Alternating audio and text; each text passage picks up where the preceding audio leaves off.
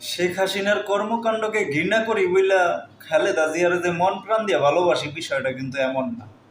এই যে এত কিছু হওয়ার পরও যেভাবেই হোক, যে কায়দায় হোক, দেশটা মোটামুটি একটা স্বাধীন সার্বভৌম রাষ্ট্র হিসাবে স্বীকৃতি পাওয়ার মতো সম্ভাবনাময় এই সময়। কিন্তু এই সময়ে দেশে অরাজকতার সৃষ্টি, বিভিন্ন গার্মেন্টস প্রতিষ্ঠান, এটা ওটা ভাঙচুর, এটা সেটা, মানুষ মারা, হানাহানি, এসব কেন রে ভাই? যারা এই ভাঙচুর করতে যাইতেছে, যা করে, যাদের উস্কানিতে যারা ভাঙচুর করে, এরা কিন্তু ভাই লাখপতি না, কোটিপতি না। দেখবেন অনেকের বাড়ি ঘর নাই, অনেকের ঘরে যায় দেখবেন যে ডাইল আর দুইটা চাইল যে আছে তার মতো কোনো সময় মানে নাই, সম্ভাবনা নাই। তাহলে ভাইঙে চলে দেশের সম্পদগুলো নষ্ট করিস কেন রে ভাই?